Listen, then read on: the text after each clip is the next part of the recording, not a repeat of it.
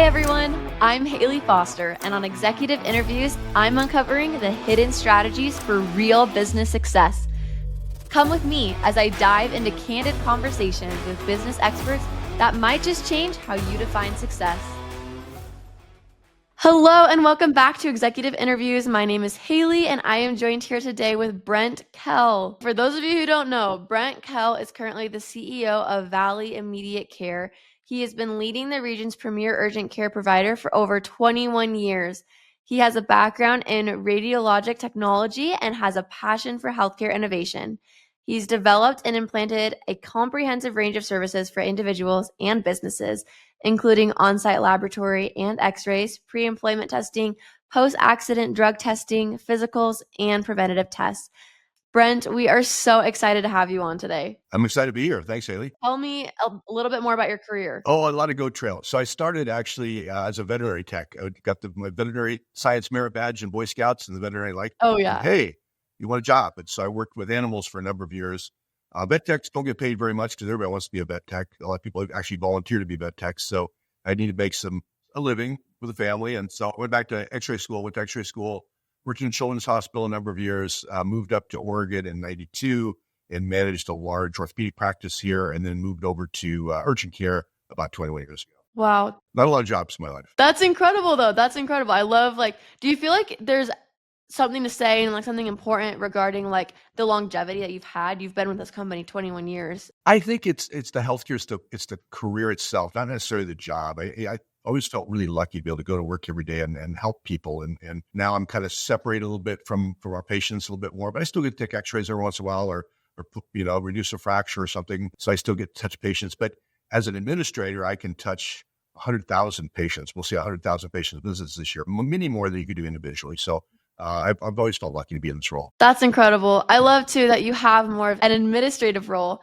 but you still are able to have hands-on experience with the patients. You're still helping out on the floor. Do you feel like that's pretty important as a CEO? I think it's real important. It's a different paradigm. Most organizations, large organizations our size that I work for, some CPA types in three-piece suits that walk around and think everybody works for them.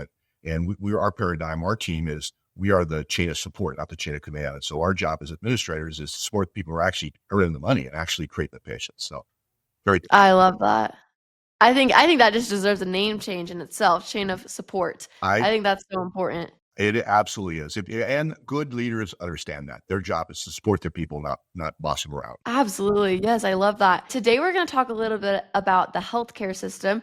Can you kind of help us understand where it came from? Where did it start? Yeah. So, there's a lot of history tied to healthcare in the United States. A lot of it came out of, there were some experiments done in the early 19th century, but really after World War II, when there was a freeze on wages, employers were all competing for a limited source of workers. And so they came up with this health insurance as a benefit, not just we pay you per hour, but you get a benefit. And so that's kind of how things came about. That changed the landscape dramatically. Then in 1964, we kind of decided as a nation that our older people had a right to healthcare. We need to keep them healthy or take care of health issues in their old age. So during that time, there was a case made that, hey, it costs different to deliver healthcare in Florida versus Oregon or Idaho or New Jersey or California. So once that cat was out of the bag, we agreed, Medicare should be variable and the payment should not all be the same across the board. The states that had lots and lots of Medicare reimbursement or lots and lots of representation garnered much more money, many more dollars for the same procedure. So in a lot of cases, like Oregon, it happens to be 45th in the country. And actually 2 states that are below us are actually the most expensive to deliver healthcare, Alaska and Hawaii. It's not fair. It's just that states have more representation gets more Medicare reimbursement. So in my last job, trying to recruit orthopedic surgeons to do total joint replacement, basically that's all Medicare. I couldn't find anybody to come to Medford, Oregon. They look at the area. It's a great area, great people, great recreation opportunities.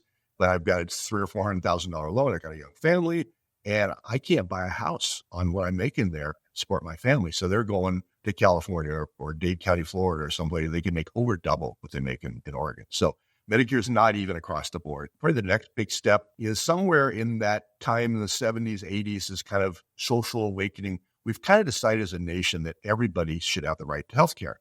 The problem is we still have to figure out how to pay for it. And we're still having those arguments right now. Single payer system probably is the answer, although in a lot of countries, developed countries have a single payer system, there's some access issues. But if we took what the insurance companies pocket, which we don't know exactly because they're privately held, somewhere between 25 and 30%. If we took 25 and 30% of those dollars back into caring for people and then took the army of people we need to have to bill health insurance under these archaic rules and put them at patient care, we could take care of all Americans. No problem. Medicare's overhead is about 4%. They do a good job. Everybody's already got their number. However, I don't think in my lifetime, hopefully in your lifetime, we're not going to see that happen because insurance companies control all the carts when it comes to Congress. But both state, local, federal government, they control many, many lobbyists, and there's no way they're going to make that happen. So when the next big event, kind of the Affordable Care Act came about, the original Affordable Care Act looks nothing like it did originally under Obama. Well, now you have to buy insurance to get taxed. And now as a company, you have to provide insurance for your employees or you get taxed. And so the insurance companies, once again, came out smelling like a rose. So they're going to fight tooth and nail to block any kind of single payer system. There's an initiative in Oregon right now that I'm quite sure is going to fail because we just don't have the clout to make it happen. I love that. Thank you so much for that background and that recap on the healthcare system.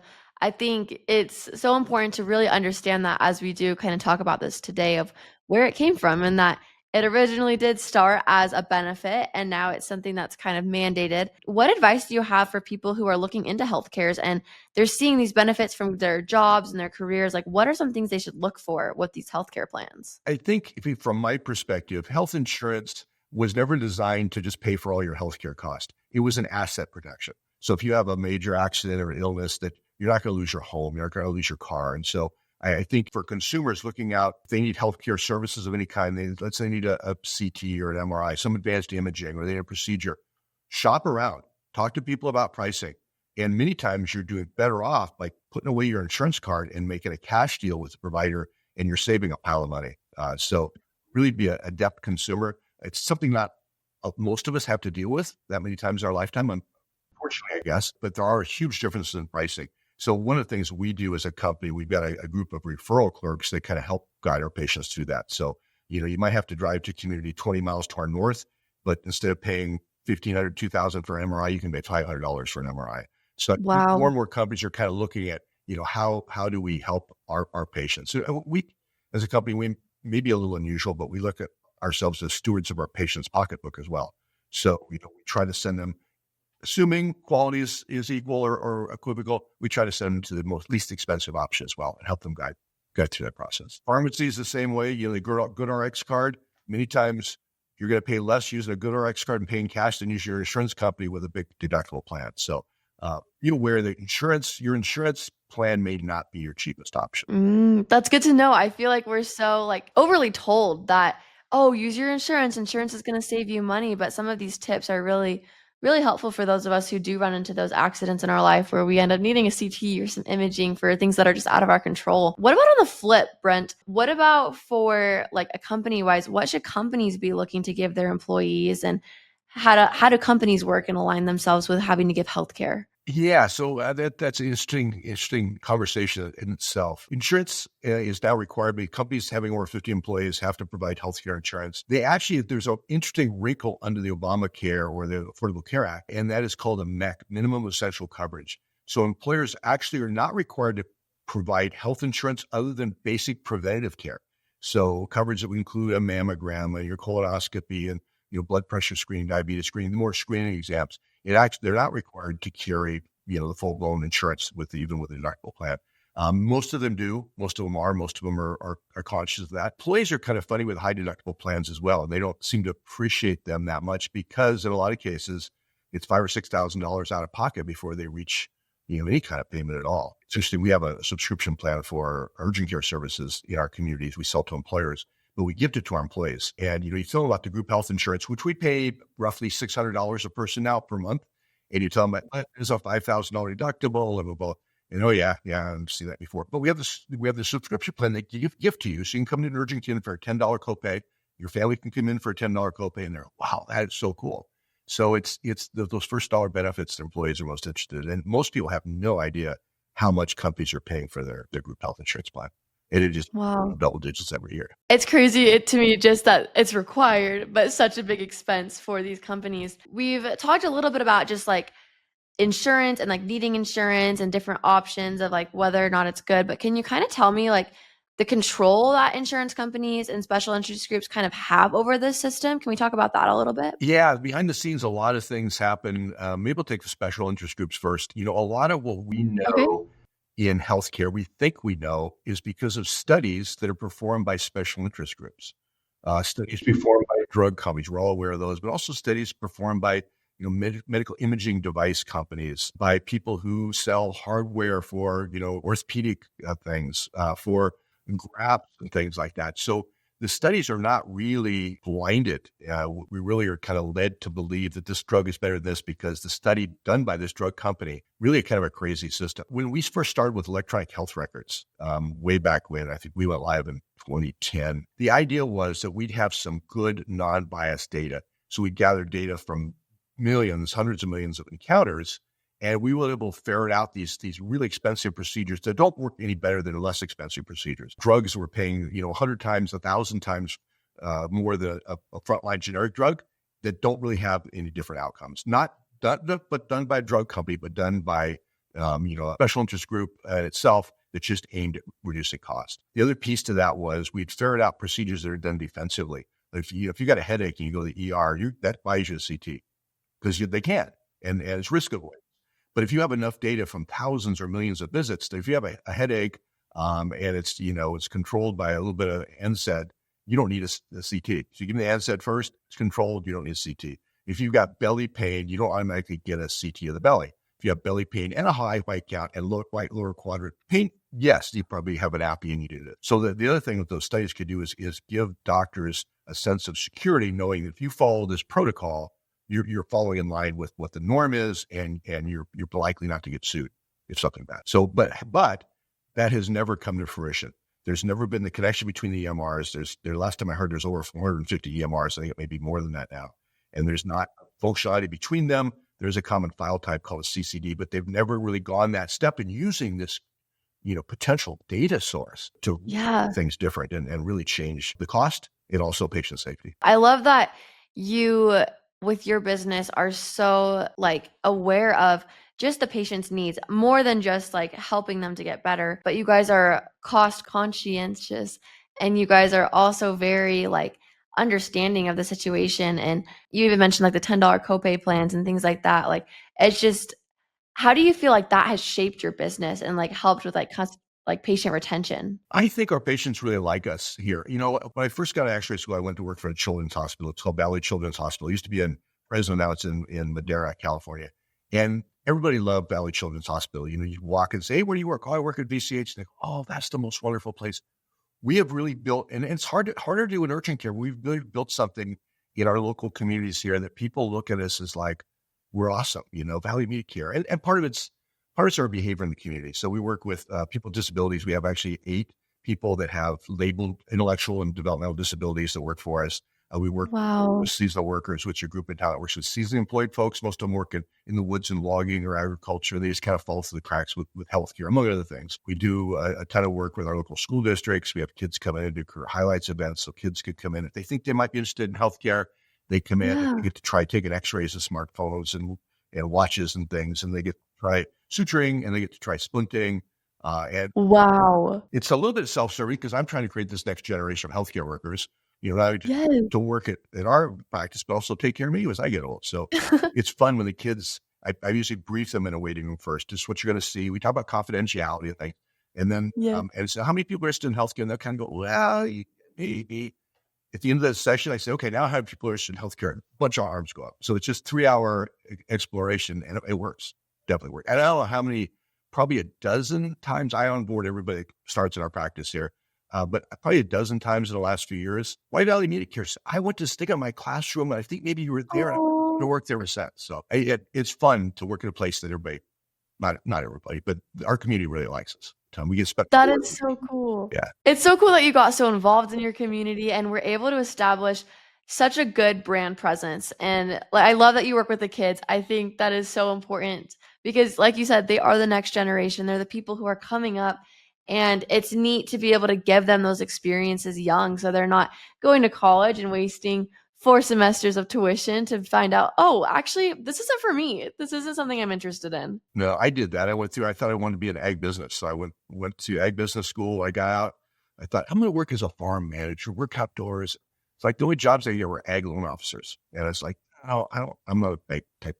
That's not me. So that's why I decided to go back to x-ray school. But yeah, I think these kids are going to know kind of what they want. The other thing that kids don't know, that there's a stepped approach to healthcare careers. You don't have to just go to school for 10 years to be a doctor or years for nurses. You can kind of work your way up. So our staff here that come on board, after 6 months as a reception, we train them as an MA. Another 6 months, we train them as an x-ray tech. We let them kind of grow. And more and more companies are actually offering that healthcare now. So the kids, that they're either financially they can't afford it, or just, they're ready for a break from school. They can kind of still keep moving Yeah. towards a career. That is incredible. I love that. So when I was 16, I got my CNA through my high school. Awesome. And so I have a little bit of medical experience, and I absolutely loved it. I thought it was so neat. And that's one thing that I too wish would have been a little bit more better advertised, was that in a lot of these careers, if you get with a great company like the one that you're running, Brent, it really does have a stepping stone where you can start small. You can start as that receptionist or as that MA. You can work your way up. You do still need schooling, obviously, to be a doctor, and you need to take these exams and stuff. But I think it's really neat that you guys are so good at nurturing your employees and able to really help them in their careers. And they're great employees. When they've stepped up and they started as receptionists and MA, then urgent care tech, and we have 2 urgent care techs, which is kind of the top of our clinical apex. We have 2 that actually left last fall to go to PA school, and at least their intent now is to come back and work for us as a PA. Wow. That'll be cool because we full circle. They started a lot. That is so awesome. I love that. I love that they're able to really have those full circle moments, and you've created such a good culture that they want to come back, and that they've stayed so long. They've like grown in their expertise, and now as they go and get their final step in their careers, they're looking to come back. How do you feel like you've created that culture within your company? I think it's on the frontline managers who were first kind of against it, because like, oh, we keep training people. But they realized that having these programs, we get some awesome people in the front door. We get 40, 50 people apply for a reception job, and it's like they're really quality people. And they don't want to be receptionists. They want to be an x-ray tech. They want to be an urgent care tech. And we give them a pathway and we advertise that. So I think everybody kind of realizes this is who we are. Everybody here is on their own journey. Even when somebody's sticking a job, we have a receptionist I talked to recently that has been a receptionist. She's been here over a year. It's like, MA or what? She says, no, I'm good right here. But I'm here because I know when my family situation, I know I can move up whenever I want to. And that's really cool. We just got a grant to train bilingual x-ray techs, which is Wow. a large Latino population in our area. And these kids don't realize what their language skill is worth. English is hugely valuable. So we applied for an ARPA grant, and we have the first cohort of 15 kids taking the class right now. And it was awesome interviewing these kids. They all had a common thread. They had to grow up way too soon because they interacted with a system that wasn't very bilingual. And so they had to be the translator for their parents, up to including not just healthcare, but legal issues or, educational issues. And they all felt like I had to grow up way too. We had talked to one young lady who was 12 years old, had acute appendicitis, almost died. And there wasn't a bilingual translator. So she had to translate for her parents, telling them, Wow. hey, there's a good chance I might not survive the surgery. She had to translate that for her parents. Just awesome stories. And they're all like, Wow. they're star students, best class we've ever had. And they're all really motivated. And to a person, they said, why do you want to do this? I want to give back to my community, which is awesome. Oh, that just gave me chills. That's incredible. I think it's so amazing that that grant was approved and that you're able to really help these people. And I love that they're wanting to give back to the community that you've helped create and that you've been able to be a part of. And I just think it's so important for us to get involved in communities and to be involved within our own community, because that really is a family aspect. And there's such a sense of family and coming together when we're able to participate like that in a community. And I love the offerings that you guys are giving. It's fun. It's fun on my side. That's the most fun stuff we do. This grant, probably the most fun thing I worked at. We're working on a project that's almost as fun as we had some pretty catastrophic fires here in 2020, in the fall of 2020, burned a lot of low income housing. In fact, a good share of it. And we kind of participated in helping turn school buses into transitional housing. So part of that was, somebody, not me, brought up, hey, Valley Media Care's in process, with this. They've been helping it. The next bus ought to be a medical bus.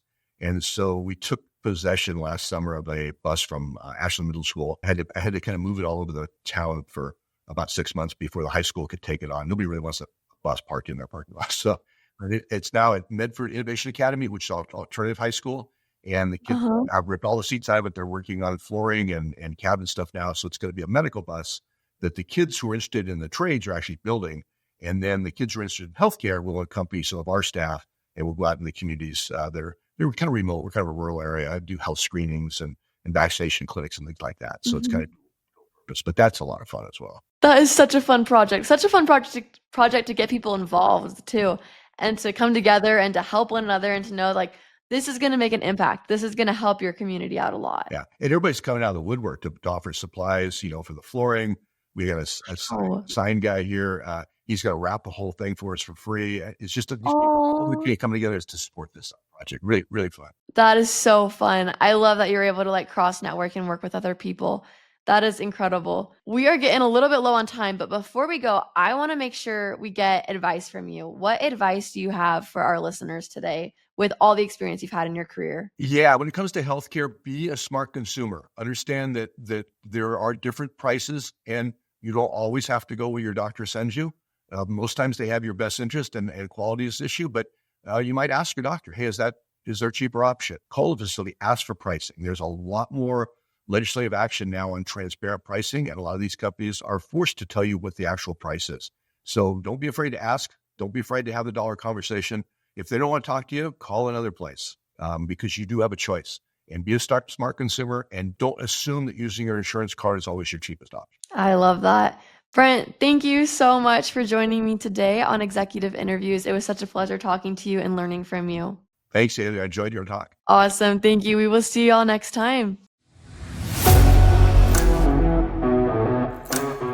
I hope today's conversation has given you a fresh perspective on success. Join me next time as we continue to uncover the hidden strategies that drive business innovation. Remember, true success might look different than you think. So keep listening, keep learning, and keep redefining your own path to the top.